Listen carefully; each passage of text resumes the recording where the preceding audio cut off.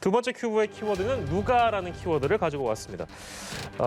프로포폴을 불법 투약한 혐의로 재판에 넘겨진 배우 하정우 씨. 1심 선고가 오늘 내려졌습니다. 재판부의 판단 배경 짚어보고요. 선고 내용도 함께 다뤄보도록 하겠습니다.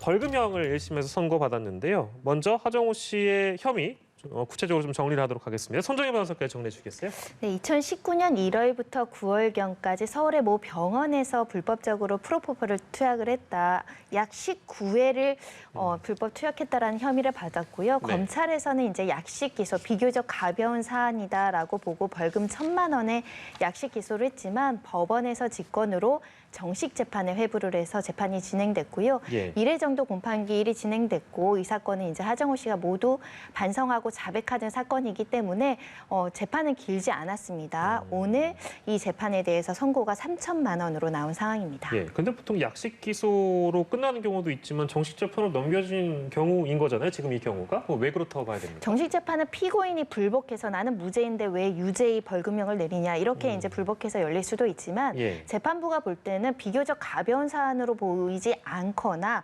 그래서 실체적으로 더 따져볼 것이 있거나 아니면 법리적으로 좀 살펴볼 필요성이 있을 때 이렇게 정식 재판에 회부를 하는데 예. 벌금형 1,000만 원에서 3,000만 원으로 이제 상향해서 선고형을 내리신 걸로 봐서는 네. 하정우 씨 이 사건은 조금 사회적으로도 중대하고 좀 따져볼 사건이 있기 때문에 이것을 정식 재판으로 회부했던 것으로 보이고요.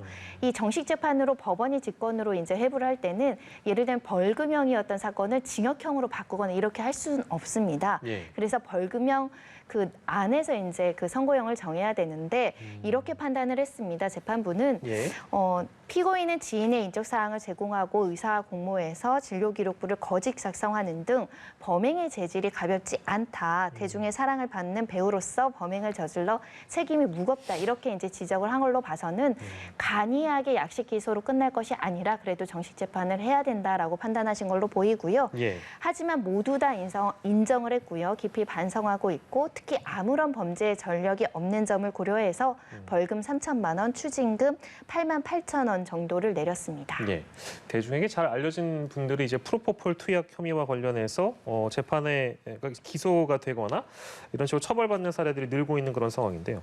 오늘 하정우 씨 1심 벌금 3,000만 원 판결에 대해서 어떤 평가를 좀 주시겠습니까? 일단 그러니까 제가 볼 때는 법원이 이 문제를 조금 심각하게 보는 것 같아요. 제가 심각하게 본다는 표현은 뭐냐면 지금 법원도 얘기하고 있잖아요. 공인이라고 볼 수 있어요. 네. 연예인 중에 유명 연예인은 공인이라고 볼 수 있는데 대기업의 총수든 아니면 이런 연예인들이 이런 프로포폴 같은 것들을 투약한 일들이 한두 번이 아니고 여러 번 일어났잖아요. 그럼에도 불구하고 사실은 제대로 처벌이 이루어진 경우는 그렇게 많지 않습니다. 대부분 다 벌금형으로 끝나는 경우가 많고요. 예. 근데 이번에도 사실은 약식 기소가 되면 1,000만 원으로 구형을 했는데 법원에 3,000만 원으로 올려서 벌금형을 내린 것은 이 부분에서 경종을 좀 울릴 필요가 있다는 생각이 들어요. 네. 그런 판단이 있었던 것 같고 이 부분을 단순히 서면으로만 법리적 보지 않고 법리적인 판단이 필요하다고 법원이 분석한 거라고 저는 보거든요. 그리고 이런 일들이 앞으로 일어났을 때 좀 심각하게 보고 있다라고 하는 부분에 대한 메시지도 던질 필요가 있다. 예. 그래서 이게 죄질이 가볍지 않다고 하는 것은 이게 그냥 지금까지의 처벌의 내용들을 보면 대부분 다 가볍게 처벌이 되다 보니까 여기에 대한 경각심이 없다는 거예요. 특히 연예인들이나 이런 분들 같은 경우에 그냥 이거 뭐 이 정도에서 벌금형적으로 끝날 수 있겠지 하는 그런 잘못된 인식을 심어줄 수 있고 국민들이 거기에 대해 상당히 비판을 많이 하고 있지 않습니까? 특히 기업의 유력 인사다든지 아니면 연예인 같은 분들이 그런 일을 하면서도 그냥 아무런 죄책감 없이 하는 부분에 대한 경종을 울릴 필요가 있었다. 그런 부분들이 결국 법원으로 하여금 정식 재판에 넘겨서 구형량보다 많은 형태의 벌금을 부과한 게 아닌가 이렇게 보여집니다. 예, 알겠습니다. 하정우 씨의 1심 선고 내용까지 오늘 사건 큐브에서 다뤄봤고요. 오늘 두 분과 함께 이슈 큐브에 이어서 사건 큐브까지 다뤄봤습니다. 손정혜 변호사, 최진봉 성공회대 교수와 이 시간 함께했습니다. 고생하셨습니다.